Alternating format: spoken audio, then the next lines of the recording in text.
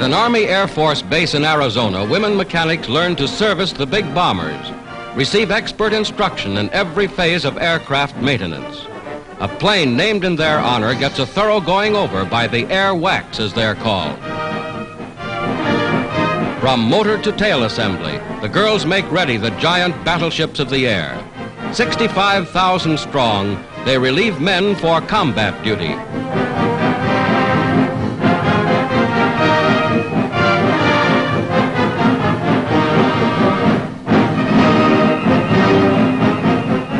Today, the WACs are serving with the armed forces in every major theater of war. The first contingent to arrive in Australia gets a real welcome.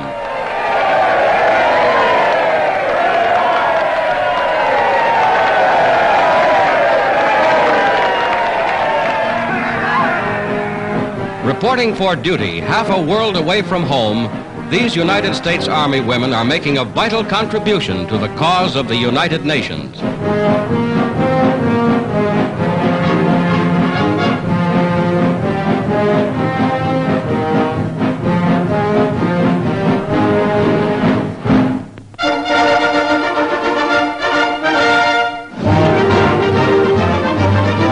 At a bomber plant in Seattle, workers write their names on a flying fortress, the 5,000th ship of its type turned out by this one plant since America entered the war. Many other plants are also building these ships. 5,000 since Pearl Harbor, a graphic indication of the vast bomber production of the United States. Already this completely autographed ship is in action over Germany.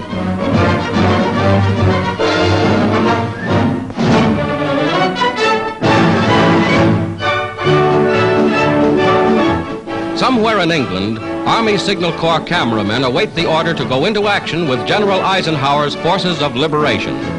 Aboard ship, Navy cameramen are stationed to photograph the part the fleet will play in the coming action. These are some of the men whose courage and daring make possible many of the thrilling films you see in United Newsreel. Some are on leave from their studios.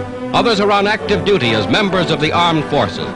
All are ready to record the picture story of the war's greatest drama.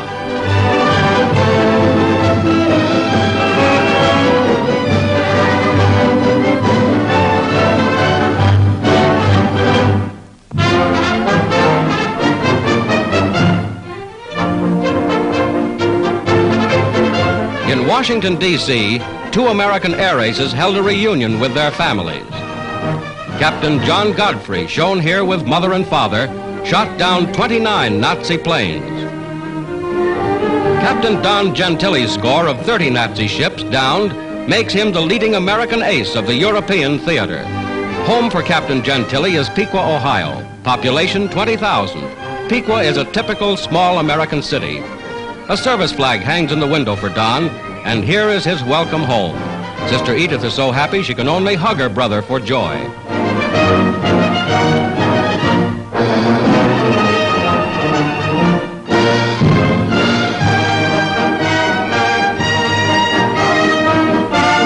Father and Mother Gentili, patriotic Americans of Italian ancestry, are justly proud of their son, for he wears the Distinguished Service Cross awarded him by General Eisenhower.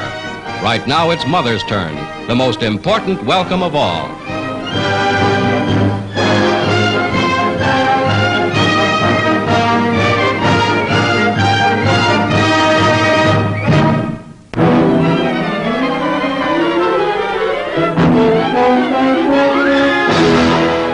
From the air, the shattered town of Cassino is little more than a name on a map after 6 months of savage battle for this key bastion on the road to Rome. Now Allied bombers strike deep behind Nazi lines, confusing the enemy's transport and foreshadowing a new Allied drive. North of Rome, bombs hit two important bridges.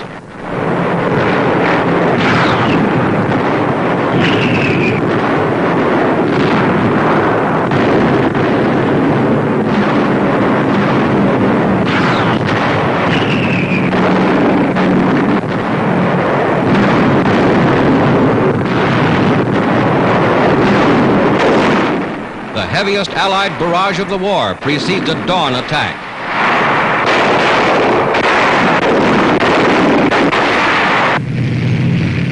British motorized forces plunge forward in the final battle for Cassino. With vital aid from French and Polish troops, they have encircled Cassino, cutting it off from the main German armies.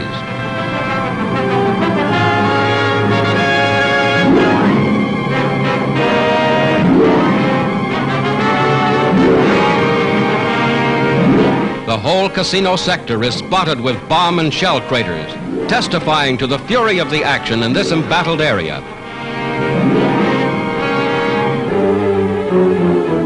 The first prisoners stream to the rear. Bowl-shaped helmets identify them as parachutists, so-called Green Devils, members of the German 1st Parachute Division.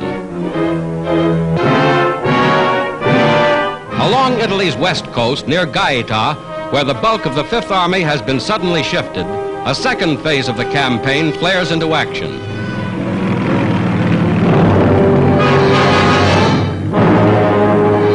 Driving through Minturno, Santa Maria Infante, and Terminoli, U.S. infantry moves toward a junction with forces 60 miles away at Anzio.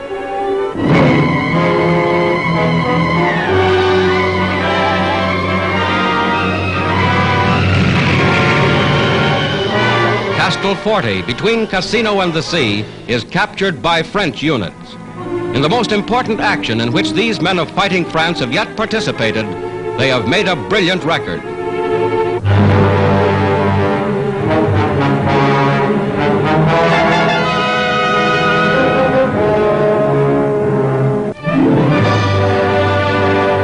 These are Italian refugees, freed from Nazi-held areas. In their faces is graphically written the grim effects of fascist rule and years of war. American and Allied troops do what they can to aid them.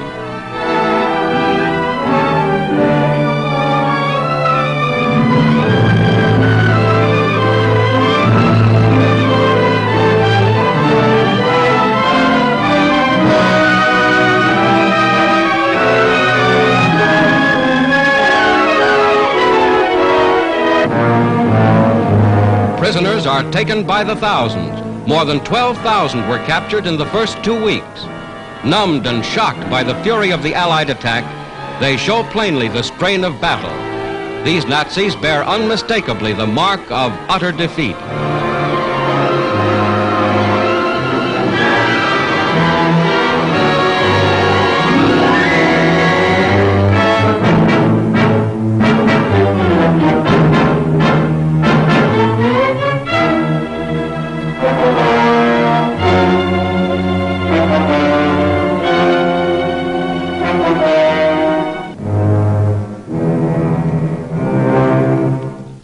Along the ancient Via Casalina, the surge of Allied power rolls north. Whether the Nazis retreat further or choose to stand and fight, the enemy has taken his worst defeat in the entire Italian campaign.